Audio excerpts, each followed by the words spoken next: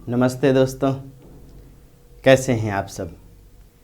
स्वागत है आप सभी का साधना आईएएस के इस ऑनलाइन कक्षा कार्यक्रम में, जहां हम लोग पीजीटी टीजीटी के सिलेबस को देखने जा रहे हैं। नेट जेआरएफ के साथ साथ Rajasthan first grade second grade की परीक्षाओं के सिलेबस को भी देखने की कोशिश कर रहे हैं।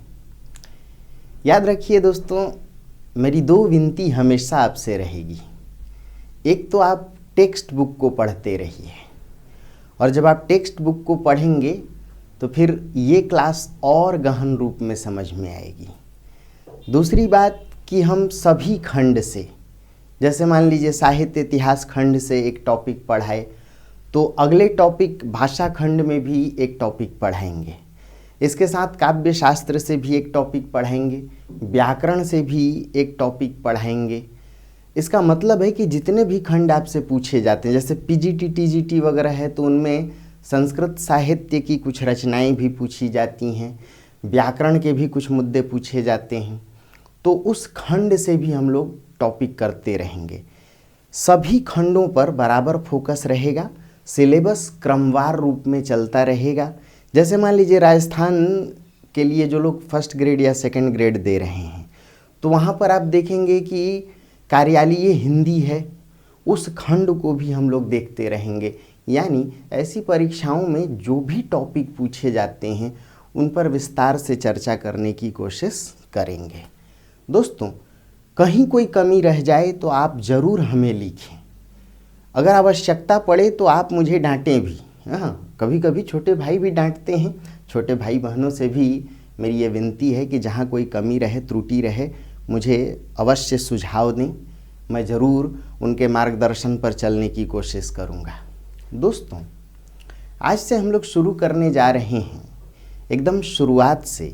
ऐसे पहले हम लोगों ने देखा है साहित्य इतिहास लेखन परंपरा को, तो अब हम लोग देखेंगे अच्छा साहित्य इतिहास लेखन परंपरा में एक पार्ट 3 भी है जो बहुत जल्दी अपलोड होगा, उसका भी आप लोग लाभ लेते रहिएगा। आज से हम लोग आदिकाल को देखेंगे। दोस्तों, आदिकाल पर जो टॉपिक आपसे पूछे जाते हैं, याद रखिए सबसे अधिक प्रश्न में रासो काव्य से पूछा जाता है। फिर आप देखेंगे कि इसके अलावा सिद्धनाथ साहित्य से प्रश्न रहता है। सिद्धनाथ रचनाकार कौन थे, उनकी रचनाएं क्या थीं, किस प्रकार बौद्ध धर्म की महायान शाखा से उनका जन्म हुआ, किस प्रकार हठ योग का उन पर प्रभाव था, किस प्रकार उन्होंने कुंडलिनी जागरण की बात की, पंचमकार साधना क्या है, प्रज्ञोपाय क्या है, चरमानंद क्या है। तो सिद्धनाथ पर भी प्रश्न पूछे जाते हैं। इनमें कौन से रचनाकार थे, इनकी संख्या क्या थी, किस क्षेत्र के थे।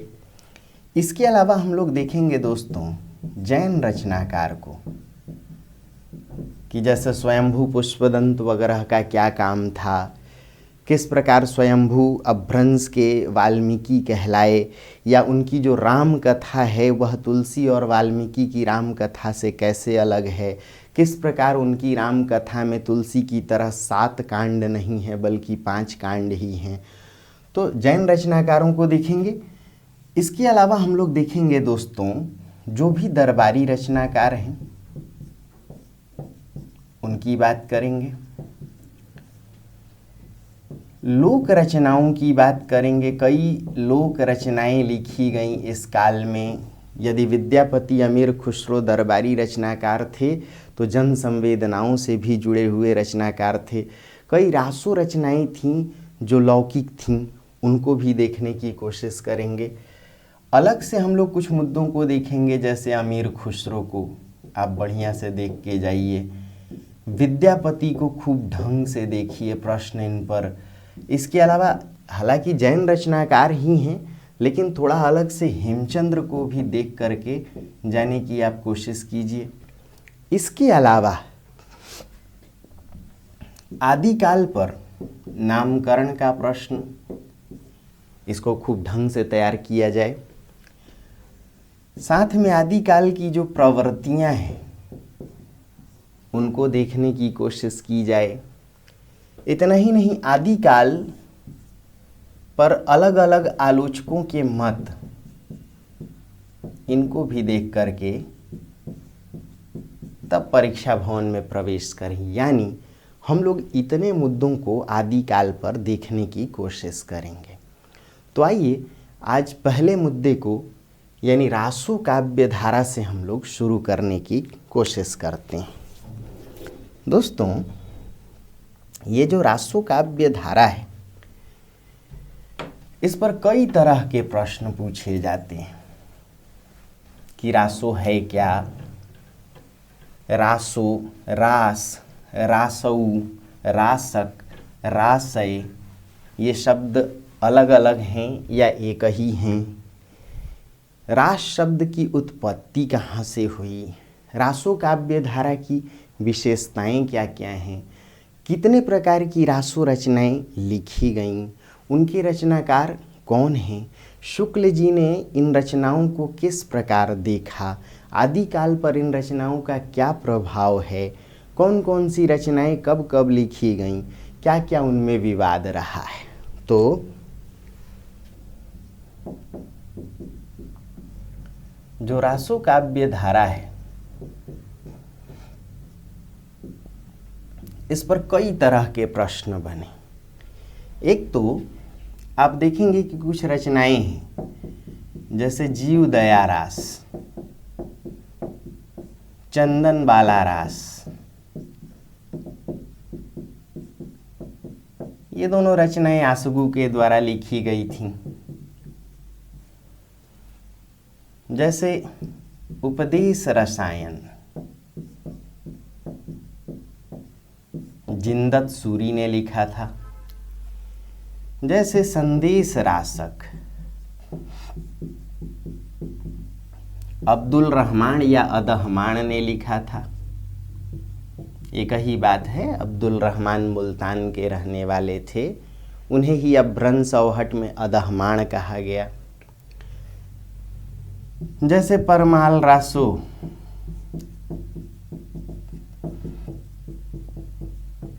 जगनीक ने लिखा था। जैसे पृथ्वीराज रासो, बताने की जरूरत नहीं, चंद बरदाई ने लिखा था। ध्यान से देखिएगा, यहां से एक प्रश्न बनता है, किसने लिखा था, कब लिखा था, इस पर तो हम लोग आएंगे। कुछ रचनाओं में दोस्तों रास है, बोर्ड पर देखिएगा, कहीं रसायन है, कहीं रासक है, कहीं रासो है, तो कहीं रासऊ भी है,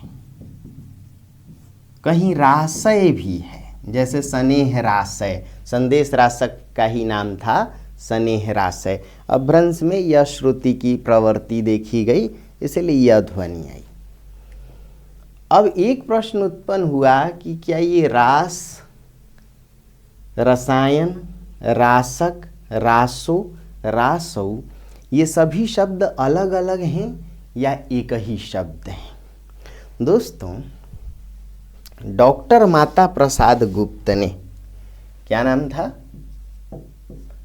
डॉक्टर माता प्रसाद गुप्त ने इस बात की चर्चा की कि ये सभी शब्द अलग अलग नहीं, एक ही है। ये बोलीगत उच्चारण में अलग अलग है, बाकी शब्द एक ही है। कैसे? जो लोग खड़ी बोली बोलते हैं वो कहते हैं भला हुआ, है ना। फिर देखेंगे जो ब्रज बोलते हैं वो भलो, जैसे गोपियाँ कहती हैं भलो करी ब्रज आए या भली करी ब्रज आए। ऐसे ही जो लोग बंगला बोलते हैं वो भालो बोलते हैं। जो लोग पूर्वी क्षेत्र के हैं वो कहते हैं भल। यानी देखेंगे कि कहीं कुछ है, कहीं कछु है, कहीं और है, कहीं औरू है, कहीं पता है, कहीं पतो है, कहीं पत है। मतलब अलग अलग बोलियों में कोई शब्द कहीं आकार बहुल है, जैसे देखेंगे भाला, कहीं ओकार बहुल है जैसे भलो या भालो, जैसे बंगला या ब्रज भाषा।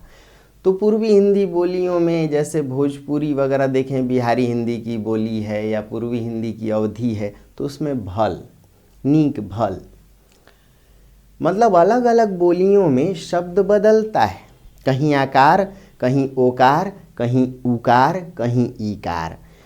ठीक देखिए यही प्रक्रिया रास शब्द में है। कहीं रास है, कहीं रासो है, कहीं रासऊ है, कहीं रासय है। तो डॉक्टर माता प्रसाद गुप्त ने लिखा कि रास, रासो, रसायन, रासक, रासऊ, रासय, इन शब्दों में कोई भेद नहीं है। ये एक ही शब्द के अलग अलग बोलीगत उच्चारण हैं। सिर्फ ये उच्चारण में अलग हैं, वास्तव में शब्द एक ही है। दोस्तों, अब बात आती है कि आखिर ये शब्द आया कहाँ से। तो इस पर कई अलग अलग प्रतिक्रियाएं दी गई और आपसे यह प्रश्न पूछा भी जाता है।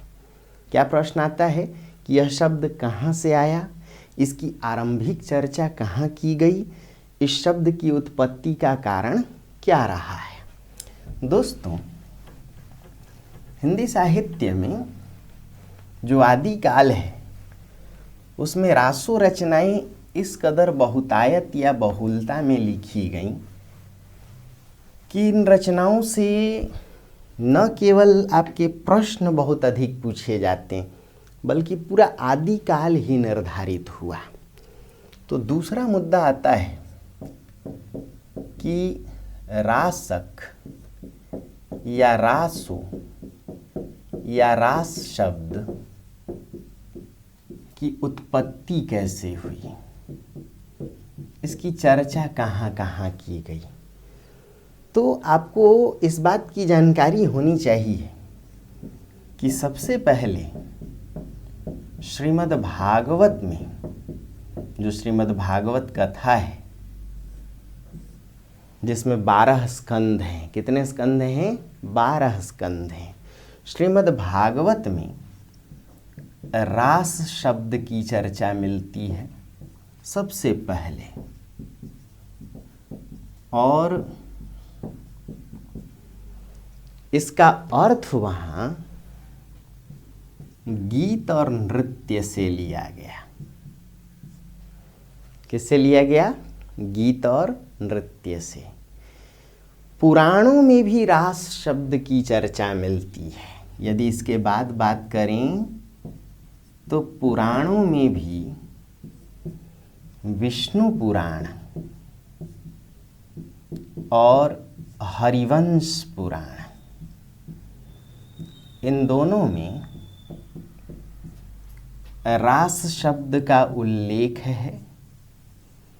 वहाँ भी रास नृत्य से मतलब रखता है, गीत से मतलब, यानी श्रीमद् भागवत हो या पुराण हो, इन रचनाओं में रास शब्द की उत्पत्ति देखी जा सकती है, रास शब्द का प्रयोग देखा जा सकता है, और इस रास शब्द का अर्थ गीत और नृत्य से लिया गया। दोस्तों, यदि आप संस्कृत काव्य शास्त्र की बात करें या भारतीय काव्य शास्त्र की बात करें तो देखेंगे कि एक प्रकार से उसके जन्मदाता आचार्य भरत मुनि ही रहे, क्योंकि उन्होंने नाट्य शास्त्र को जन्म दिया और नाट्य शास्त्र में ही उन्होंने रस सिद्धांत की चर्चा की। नाटक के 3 तत्व बताए कि भाई नाटक के 3 तत्वों में वस्तु क्या है, नेता क्या है, रस क्या है, ये तीनों तत्व। तो काव्य शास्त्र के या नाट्य शास्त्र के जन्मदाता आचार्य भरत मुनि ने भी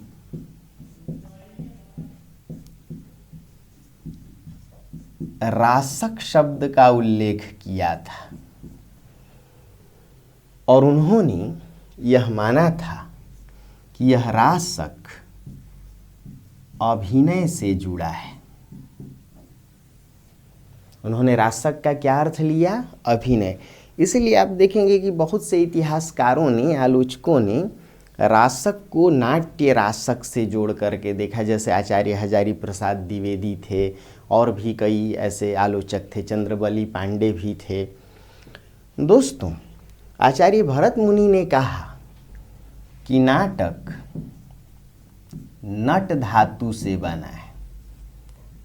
इस नट का भी अर्थ अभिनय होता है, ध्यान से सुनिएगा, और रासक का भी अर्थ अभिनय होता है।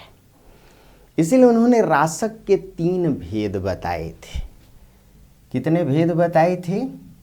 3 भेद। ताला रासक,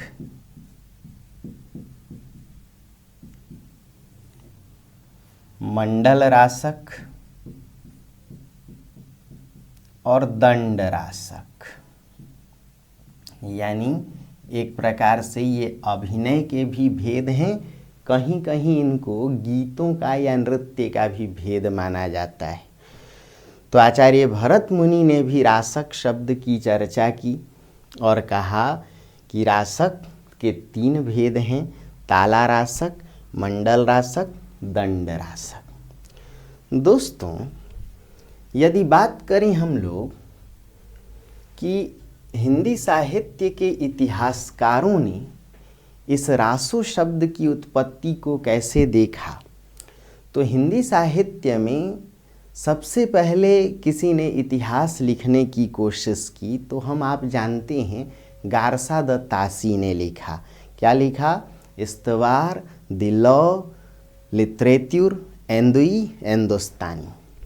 दोस्तों, यदि विचार किया जाए तो रासो शब्द की उत्पत्ति पर सबसे पहले तासी महोदय ने यह लिखा। गारसा द तासी जो फ्रांस के रहने वाले थे, फ्रेंच भाषा में ही अपनी पुस्तक लिखते हैं।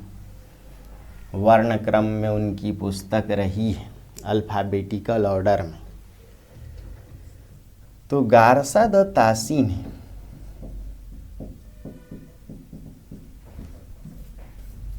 अपनी पुस्तक इस्तवार द लॉ लिटरेचर एंदुई एंदोस्तानी में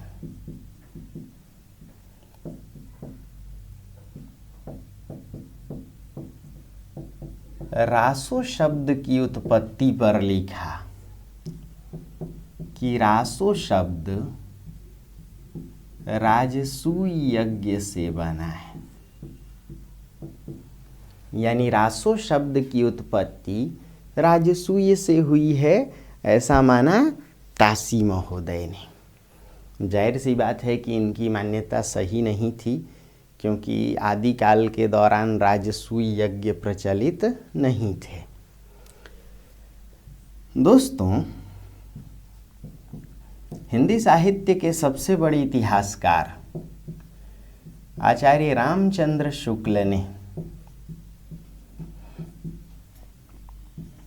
रासो शब्द को रसायन से उत्पन्न माना। रासो शब्द को किससे उत्पन्न माना? एक प्रश्न आता है कि उन्होंने अपने इस मत का आधार किस पुस्तक को चुना या किस पुस्तक के आधार पर अपना यह मत दिया। तो रामचंद्र शुक्ल जी ने नरपति नाल की पुस्तक बीसल देव रासो के आधार पर इस मत की चर्चा की। नरपति नाल्ह ने स्वयं माना था कि रासो रसायन से उत्पन्न है। क्यों? क्योंकि नाल्ह ने लिखा, नाल्ह रसायन आरंभई। यानी आचार्य रामचंद्र शुक्ल ने यह माना कि रासो शब्द रसायन से उत्पन्न है, और इस बात की चर्चा नरपति नाल्ह ने अपनी पुस्तक बीसल देव रासो में की थी। दोस्तों, यदि आगे बढ़ें तो एक इतिहासकार हैं के.पी. जायसवाल, डॉक्टर काशी प्रसाद जायसवाल। साहित्य पर भी इनकी पकड़ है, पुरातत्ववेता भी रहे हैं, इतिहासकार भी रहे हैं। तो डॉक्टर केपी जायसवाल या काशी प्रसाद जायसवाल ने रासो शब्द को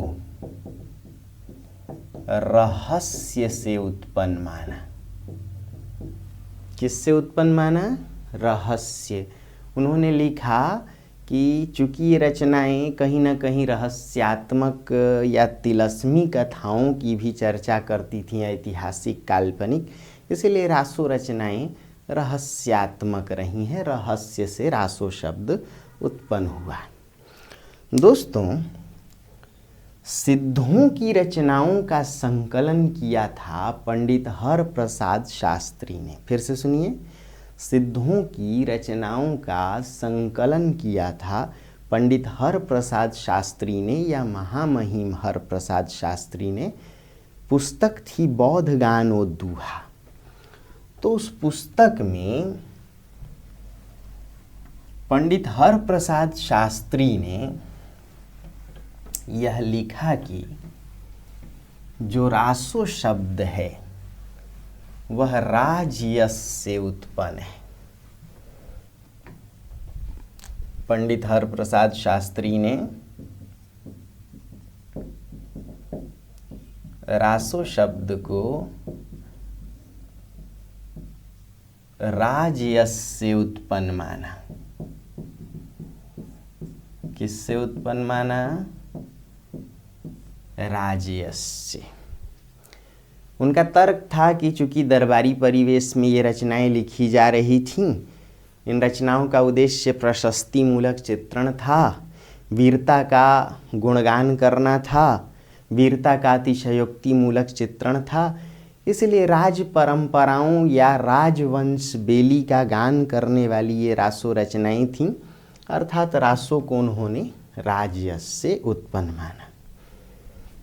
दोस्तों, पंडित नरोत्तम स्वामी और डॉक्टर चंद्रबली पांडे ने भी रासो शब्द को रसिक से उत्पन्न माना। हालांकि चंद्रबली पांडे ने यह भी कहा कि ये जो रासो शब्द है इसमें नाट्य के भी तत्व थे। जाहिर सी बात है, रसिकता का अर्थ श्रृंगार होता है। यानी नरोत्तम स्वामी जी ने और चंद्रबली पांडे ने इस बात पर बल दिया कि रासो रचनाएं श्रृंगार प्रधान रही हैं, इनमें रसिकता है, श्रृंगारिकता है, इसीलिए रासो शब्द रसिक से उत्पन्न हुआ। दोस्तों, यदि आगे बढ़ें तो और भी कई रचना आलोचकों, इतिहासकारों ने इस पर अपनी चर्चा की। जैसे शारदा तनय जी ने अपनी रचना भाव प्रकाशन में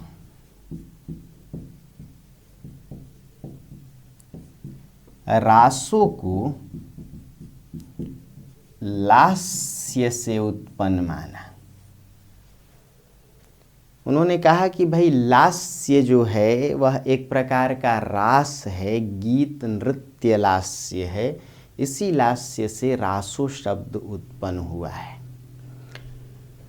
दोस्तों, आचार्य स्वयंभू और आचार्य विरहांक ने यह माना कि जो रासो शब्द है वह छंद विविधता से उत्पन्न हुआ है। जाहिर सी बात है कि इन्होंने देखा कि पृथ्वीराज रासो जैसी रचनाओं में लगभग 68 छंद हैं और आदिकाल में 100 से भी अधिक छंदों का प्रयोग हुआ था। कहीं दोहा है तो कहीं दूहा है, कहीं चौपई है तो कहीं चौपाई है, कहीं पद्धरी है, कहीं पज्झटिका है, कहीं ढोसा है, कहीं उल्लाला है, कहीं अरिल्ला है, कहीं नाराज है, कहीं तोमर है, कहीं तोटक है। तो माना इन्होंने आचार्य स्वयंभू और विरहांक ने कि रासो रचनाओं में जो इतनी अधिक छंद विविधता है या छंदों की इतनी अधिक संख्या है, भाई पृथ्वीराज रासों में 68 छंद हैं, उसे आलोचकों ने छंदों का अजायब घर ही कह दिया। तो इन छंदों को देखकर ही इन्होंने कहा कि रासो शब्द छंद विविधता से उत्पन्न हुआ। हिंदी साहित्य के दूसरे बड़े इतिहासकार आचार्य हजारी प्रसाद द्विवेदी ने यह माना कि रासो शब्द नाट्य रासक से उत्पन्न हुआ है। जाहिर सी बात है कि आदिकाल की रचनाओं में या आदिकाल के दौरान एक तो गद्य का ही बहुत कम प्रयोग था। देखें तो रोडा की रचना राउल बेल में आंशिक गद्य है, यानी पद्य ज़्यादा है, गद्य का थोड़ा कम प्रयोग है, इसीलिए उसे चंपू काव्य कहा गया। किसे? राउल बेल को। पंडित दामोदर भट्ट की रचना उक्ति व्यक्ति प्रकरण और पंडित ज्योतिरीश्वर ठाकुर की रचना यदि देखें तो वर्ण रत्नाकर, इन तीनों रचनाओं में गद्य का थोड़ा बहुत प्रयोग है, आंशिक प्रयोग है, यानी गद्य तो आया ही नहीं था आदिकाल में। और नाटक गद्य की ही विधा है। आदिकाल में नाटक नहीं लिखे जा रहे थे, जाहिर सी बात है, भारतेंदु युग में लिखे जा रहे थे। ऐसे में आचार्य द्विवेदी ने यह माना कि रासो शब्द नाट्य रासक से उत्पन्न है, इसलिए इनके मत को भी बहुत उचित नहीं माना गया। हालांकि राजस्थान परीक्षाओं में आरपीएससी के द्वारा यही मान लिया जाता है कि आचार्य हजारी प्रसाद द्विवेदी ने जो तर्क दिया वो सबसे सही है। परंतु नेट जेआरएफ में पीजीटी वाले बच्चे ज़रा ध्यान दें, या जो इस प्रकार की और राष्ट्रीय स्तर की परीक्षाएं दे रहे हैं, पूछा जाएगा कि रासो शब्द की उत्पत्ति को लेकर सबसे सटीक व्याख्या किसने की। दोस्तों, डॉक्टर राम स्वरूप चतुर्वेदी ने यह माना कि रासो शब्द रस से उत्पन्न है। रासो शब्द किससे उत्पन्न है? रस से। तो डॉक्टर राम स्वरूप चतुर्वेदी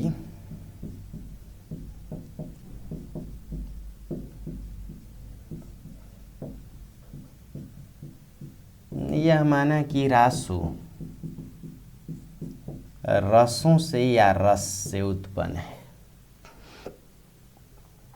उन्होंने इस मत का आधार, यानी उन्होंने यह जो मत दिया इसका आधार लिया चंद बरदाई की रचना पृथ्वीराज रासो से। चंद बरदाई ने अपनी रचना पृथ्वीराज रासो में रासो शब्द की परिभाषा दी थी। चंद ने लिखा, रासौ असंभु। ये जो रासो शब्द है वह तो स्वयंभू है, अपने आप में उत्पन्न है। कैसे? नवरस, सरस, छंदु, चंदु, किय, अमीयसम। रासौ असंभु, नवरस, सरस, छंदु, चंदु, किय, अमीयसम। ये जो रासो शब्द है वह तो अपने आप में स्वयंभू है और नौ रसों के सरस प्रयोग से ही ये रासो शब्द उत्पन्न होता है। रासो यानी रासो। कैसे? श्रृंगार वीर करुणा विभच्छ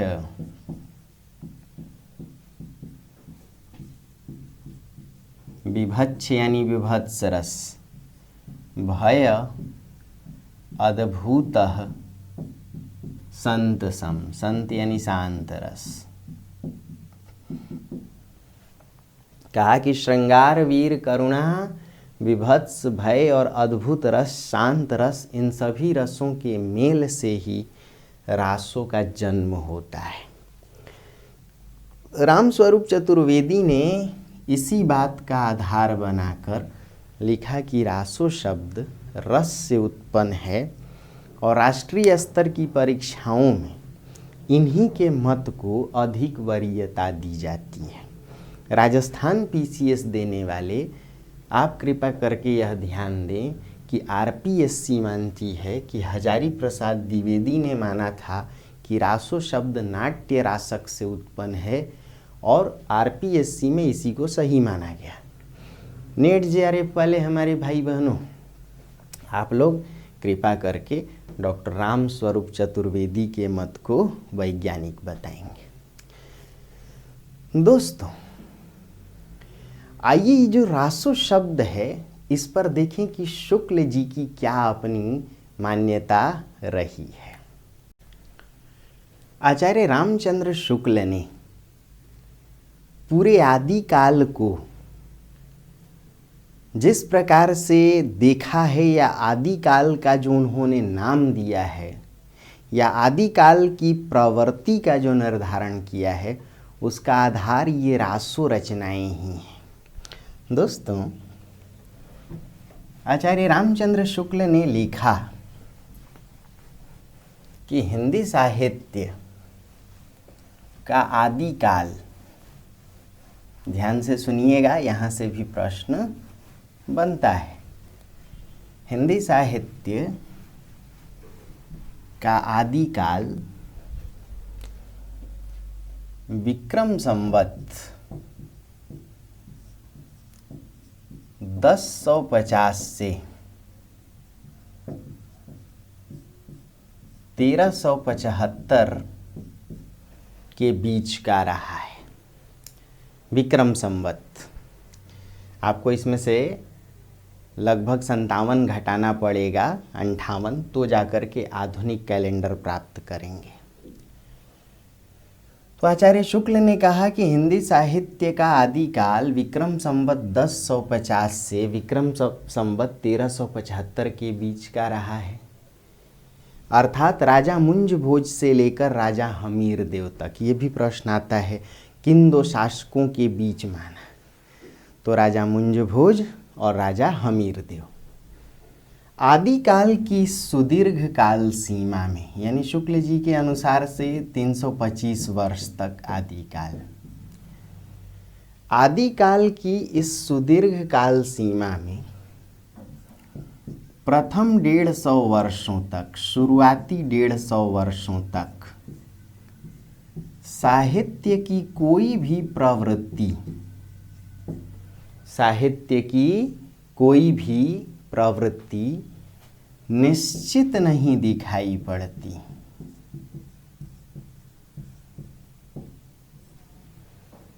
दरबारी रचनाकार अपने शासकों सामंतों को कभी वीरता के पद, कभी श्रृंगार के पद, कभी भक्ति के पद, कभी नीति के पद गाकर फुटकल दोहों में सुनाया करते थे। फुटकल का अर्थ है खुदरा और खुदरा का अर्थ चेंज, चिल्लर पैसा, चेंज पैसा, यानी मुक्तक में सुनाया करते थे। परंतु जैसे जैसे मुसलमानों की चढ़ाइयाँ तेज हुईं, यानी 150 वर्षों के बाद, 1050 से 150 जोड़ लें तो विक्रम संवत 1200 के बाद, जैसे जैसे मुसलमानों की चढ़ाइयाँ तीव्र हुईं, इन्हीं दरबारी रचनाकारों ने अपने आश्रयदाता, अपने शासकों, सामंतों की वीरता और उनके पराक्रमपूर्ण चरितों का गान। चरित कहते हैं जीवन गाथा को, जीवन कथा को। चरित्र यानी आचरण, चरित यानी जीवन कथा, जैसे जीवन चरित, जीवन वृत्त। चरितों का गान, आश्रयदाताओं की वीरता और पराक्रमपूर्ण चरितों का गान करना शुरू किए। यही प्रबंध परंपरा रासो के नाम से जानी गई। यही प्रबंध परंपरा किस नाम से जानी गई? इसे ही ध्यान में रखकर मैंने आदि काल को वीर गाथा काल नाम दिया। यानी आचार्य शुक्ल ने आदि काल को वीर गाथा काल नाम दिया। तो इसका आधार भी रासो रचनाएं। शुक्ल जी ने रासो रचनाओं को मुक्तक नहीं प्रबंधात्मक माना था। फिर से एक बार डायलॉग पूरे सिलसिलेवार रूप में सुनिएगा। आचार्य शुक्ल ने लिखा कि हिंदी साहित्य का यह जो आदि काल है, इसकी काल सीमा विक्रम संवत 1050 से 1375 अर्थात राजा मुंज भोज से राजा हमीर देव तक की काल सीमा रही है आदि काल की। आदि काल की इस सुदीर्घ काल सीमा में प्रथम 150 यानी शुरुआती 150 वर्षों तक साहित्य की कोई प्रवृत्ति निश्चित नहीं थी। दरबारी रचनाकार, आश्रय में पलने वाले रचनाकार अपने शासकों को, सामंतों को कभी वीरता के, कभी श्रृंगार के, कभी नीतिपरकता के, कभी भक्ति के पद फुटकल दोहे में गाकर सुनाया करते थे। छोटे छोटे पद, मुक्तक पद सुनाया करते थे। परंतु जैसे जैसे मुसलमानों की चढ़ाइयाँ तीव्र हुईं 150 वर्ष के बाद, यही दरबारी रचनाकार अपने शासकों, सामंतों की वीरता और उनके पराक्रमपूर्ण चरितों का गुणगान करना शुरू किया, उनमें जोश भरना शुरू किया, उनमें ओज उत्साह को भरना शुरू किया, ताकि मुसलमानी चढ़ाइयों को, इस्लामी आक्रांताओं को रोका जा सके। ये जो गुणगान किया, यह काव्य जो था, यह जो चरित काव्य था, प्रशंसा पर आधारित, वीरता पर आधारित, इसे ही शुक्ल जी ने कहा यही प्रबंध परंपरा रासो के नाम से जानी गई। और इसी रासो रचनाओं के आधार पर मैंने आदि काल को वीर गाथा काल नाम दिया। यानी शुक्ल जी ने कहा कि रासो रचनाओं में वीरता की प्रवृत्ति बहुलता में थी, वीरता की प्रवृत्ति प्रबल थी। दोस्तों, आचार्य शुक्ल ने यह माना कि किसी भी काल की प्रवृत्ति दो बातों पर निर्धारित होती है। आचार्य शुक्ल ने क्या कहा? किसी भी काल की प्रवृत्ति दो बातों पर निर्धारित होती है। शुक्ल जी के इतिहास लेखन में दो बातें महत्वपूर्ण हैं। क्या क्या? जल्दी। पहला काल विभाजन, दूसरा नामकरण, जो पहले के इतिहासों में नहीं था।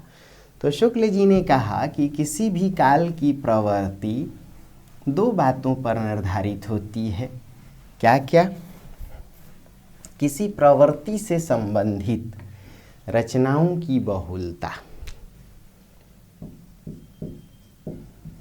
प्रवृत्ति से संबंधित रचनाओं की बहुलता यानी बहुसंख्या, अधिकता, और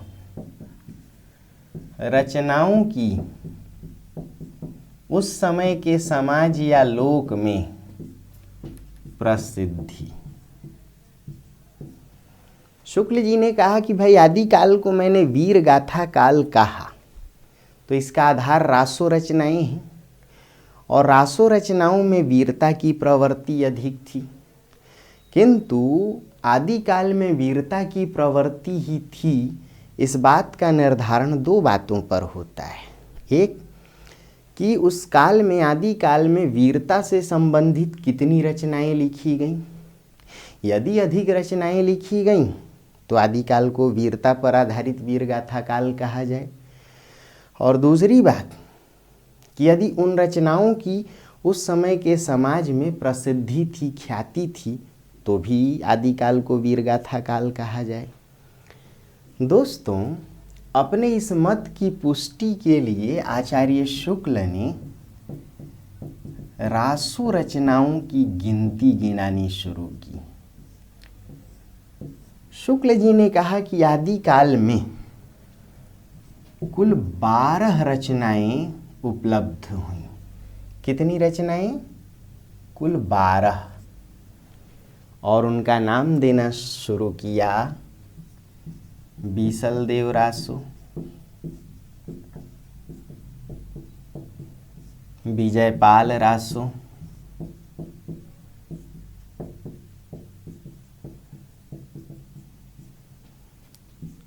अपने सिस्टम को जूम करके सारे नाम देखिएगा। अब इन पे ही प्रश्न बनेंगे, ढेर सारे प्रश्न। हमीर रासो, परमाल रासो, खुमाण रासो,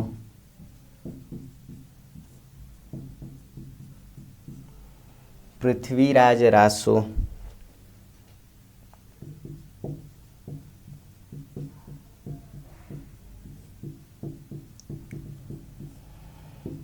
जयचंद प्रकाश,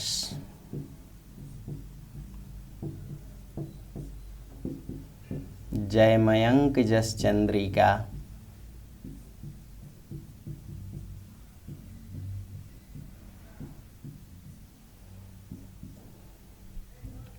कीर्तिलता, कीर्ति पताका, पदावली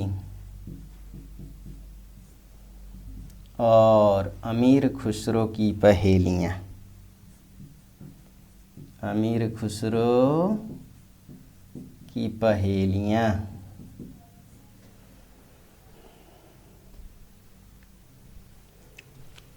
शुक्ल जी ने आदिकाल के निर्धारण के लिए इन रासो रचनाओं का आधार लिया और इन्हीं रचनाओं के आधार पर उन्होंने आदिकाल को वीरगाथा काल कहा।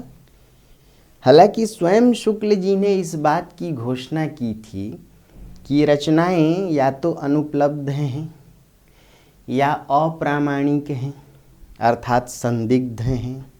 इनकी ऐतिहासिकता पूरी तरह प्रामाणिक नहीं है।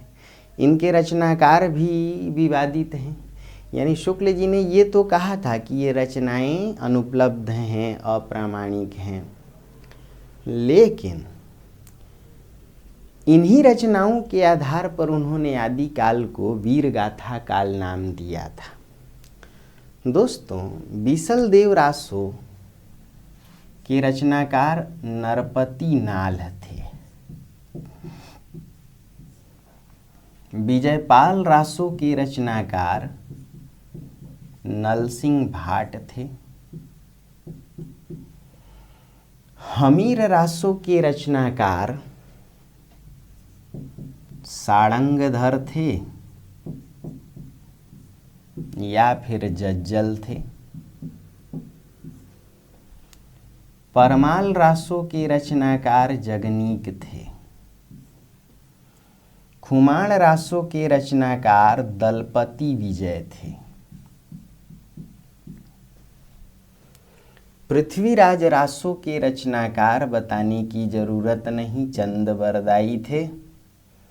जयचंद प्रकाश के रचनाकार केदार भट्ट थे। जयमयंक जस चंद्रिका के रचनाकार मधुकर कवि थे। कीर्तिलता, कीर्ति पताका और पदावली इन तीनों की रचना विद्यापति ने की थी और अमीर खुसरो की पहेलियाँ थीं। पहेली को बुझौलिया कहते हैं, दो प्रकार की होती थी, बूझ और अनबूझ पहेली, लोक में मनोरंजन के लिए लिखी जाती थी। शुक्ल जी ने इन 12 रचनाओं में से, कुल इनकी संख्या 12, 3 रचनाओं को छोड़कर, क्या क्या, बीसलदेव रासो नंबर 1, विद्यापति की पदावली नंबर 2 और अमीर खुसरो की पहेलियाँ नंबर 3, इन 3 रचनाओं को छोड़कर शेष 9 रचनाओं में, यानी 12 में से 9 रचनाओं में वीरता की प्रवृत्ति को मुख्य माना था और इसीलिए उन्होंने आदिकाल को वीरगाथा काल नाम दिया था। दोस्तों, आप देखिए कि किस प्रकार इनसे प्रश्न उभरते हैं, क्यों प्रश्न बनते हैं। उन्होंने लिखा कि बीसलदेव रासो एक श्रृंगारिक रचना है। पदावली में भक्ति और श्रृंगार है, विद्यापति की पदावली में, जिसमें श्रृंगार अधिक है। शुक्ल जी ने यह तर्क दिया था कि श्रृंगारिकता प्रबल रूप में है। और अमीर खुसरो की पहेलियों को भी उन्होंने वीरता पर आधारित न मान करके लोक रंजन यानी मनोरंजन या लोक चेतना की रचनाओं के रूप में देखा था। दोस्तों, इन पर बहुतेरे प्रश्न बनते हैं। जरा उन प्रश्नों की प्रकृति पर विचार कीजिए कि कैसे कैसे प्रश्न बनते हैं।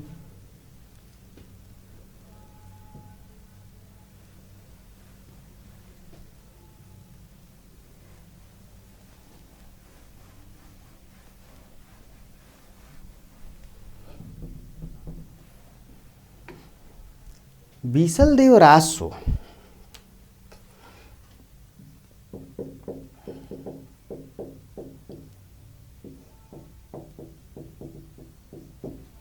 की रचना नरपति नाल्ह ने की थी।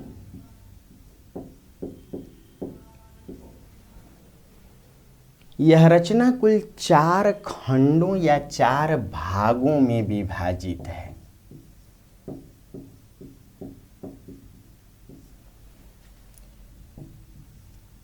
श्रृंगार वियोग की रचना है यह। किसकी रचना है? श्रृंगार वियोग। वियोग श्रृंगार के भी 4 भेद किए जाते हैं। क्या क्या? पूर्वराग, मान वियोग, प्रवास वियोग और करुण वियोग। कोई नायिका किसी नायक को प्रेम करे और नायक को इस बात की खबर न हो, यानी नायिका का प्रेम एकाकी हो, एकांगी हो, तो ऐसे में वह 1 डायमेंशनल प्रेम के कारण वियोग झेलेगी। तो इस वियोग को पूर्व राग, दोनों तरफ से प्रेम के पहले का वियोग, तड़प, मान कृत्रिम वियोग होता है। मान को क्या कहते हैं? कृत्रिम वियोग, जिसके अंतर्गत नायिका नायक के किसी कटु या कठोर बात से रूठ जाती है और एक प्रकार से दोनों वियोग झेलते हैं, इसीलिए इसे कृत्रिम कहते हैं। मान, भाई बेइज्जती करना या कुछ कटु वचन कहना। प्रवास का अर्थ नायिका को छोड़कर नायक का कहीं दूर चला जाना, नौकरी रोजा व्यवसाय आदि के लिए, रोजी रोटी के लिए, व्यापार के लिए। और करुण जहाँ नायक या प्रेमी हमेशा के लिए छोड़कर चला जाए या मर जाए। दोस्तों, ये जो बीसलदेव रासो है वह प्रवास वियोग की रचना है। क्यों? क्योंकि बीसलदेव रासो का जो नायक है विग्रहराज चतुर्थ, वह नायिका राजमती को छोड़कर उड़ीसा चला जाता है हीरे की खोज में। चूँकि वह प्रवासी हो जाता है, अपनी रानी को, नायिका को छोड़कर चला जाता है, इसीलिए प्रवास वियोग की रचना है। जहाँ नायिका प्रवास वियोग झेले, यानी जिस नायिका का पति परदेश गया हो, ऐसी नायिका को दोस्तों प्रोषित पतिका नायिका कहते हैं। कौन सी नायिका कहते हैं? फिर से सुनिए, यानी राजमती को छोड़कर विग्रहराज चतुर्थ उड़ीसा चला जाता है। ऐसे में रचना प्रवास वियोग की है, यानी वियोग श्रृंगार की रचना है। वियोग श्रृंगार में भी प्रवास वियोग की रचना है और नायिका प्रोषित पति का है। क्यों रूठता है राजा? तो राजा रूठता है नायिका के कटु वचन से, यानी कहीं ना कहीं कह सकते हैं कि नायक मान वियोग करके ही घर छोड़ता है। आईने के सामने विग्रहराज खड़ा है, अपनी बलिष्ठ भुजाओं को निहार रहा है, शारीरिक सौष्ठव को निहार रहा है। उसे लगता है कि मुझसे बड़ा प्रतापी, मुझसे अधिक बलिष्ठ राजा इस पूरे संसार में कोई नहीं है। और तब वह अपनी रानी राजमती से पूछता है कि प्रिय, तुमने देखा है ऐसा प्रचंड शासक, ऐसा बलिष्ठ, ऐसा धनी शासक? तो इस पर राजमती नायिका यानी उसकी पत्नी कहती है कि कहाँ तुम्हारे पास नमक के खान, राजस्थान में सांभर झील वगैरह, कहाँ तुम्हारे पास नमक के खान और कहाँ उड़ीसा के शासक के पास हीरे के खान? तो भला तुम सबसे अधिक कैसे समृद्ध हुए? इस बात पर शासक रूठ जाता है। इस रचना की एक पंक्ति बड़ी ही चर्चित हुई है और वह पंक्ति है दोस्तों कि दौ का दाधा हो कुप्पल लेंग, दौ का दाधा हो कुप्पल लेंग। यदि जंगल में कोई चीज़ जल जाए तो फिर से पेड़ में कोपल लग जाए, हरियाली आ जाए। जंगल की आग बहुत खतरनाक आग होती है, दावाग्नि। किंतु जिह का दाधा न पालवहीं, जिह का दाधा न पालवहीं। जीह यानी जीभ, किंतु जीभ से जली हुई कोई चीज़ फिर से खड़ी नहीं होती। लोग कहते हैं अपने यहाँ देसी में कि गोली से भी अधिक खतरनाक होती है बोली। गोली तो हो सकता है कि प्राणांत कर दे, लेकिन बोली लोगों के दिल तोड़ देती है। इसीलिए कृपा करके कटु जुबान न बोलें। नायक विग्रहराज चतुर्थ नायिका की इस कड़वी बात को सुन करके रूठ करके घर छोड़ देता है और चल पड़ता है उड़ीसा। इतनी ही इसकी कथा है, 4 खंडों में है। चौथे खंड या चौथे भाग में जो शासक है वह लौट कर आता है और रानी को मैके से घर लाता है। रचना यहीं पर ख़त्म होती है, लेकिन इसके प्रश्न कई रूप में पूछे जाते हैं कि भाई नायिका कैसी है? प्रोषित पति का है। रचना किस प्रकार के वियोग की है? प्रवास वियोग की है। दोस्तों, इस रचना की जो रचना काल सीमा है या जो रचना काल है 1200 बरहोत्तरा। शुक्ल जी ने बीसलदेव रासो को 1212 की रचना माना और यही आज सबसे अधिक प्रामाणिक है।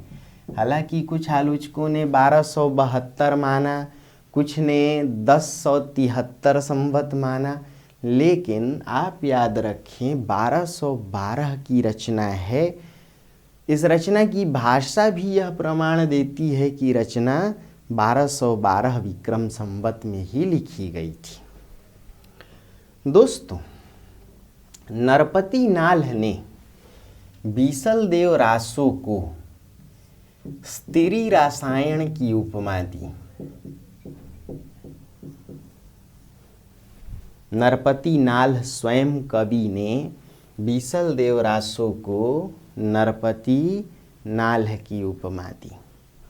यह माना गया कि हिंदी साहित्य में यह पहली रचना थी जिसमें वियोग चित्रण के लिए 12 मासा का प्रयोग किया गया। 12 मासा का पहली बार प्रयोग।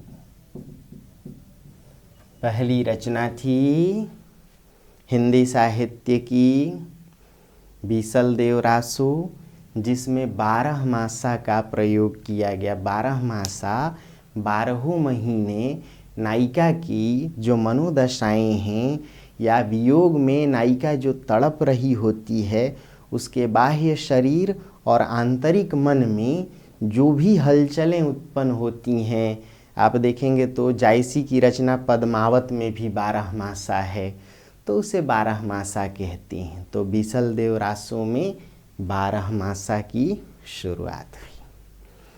इस प्रकार से प्रश्न आपसे पूछे जाएंगे, हाँ या ना। आइए दोस्तों, जरा बाकी रचनाओं को भी थोड़ा बहुत हम लोग देखें।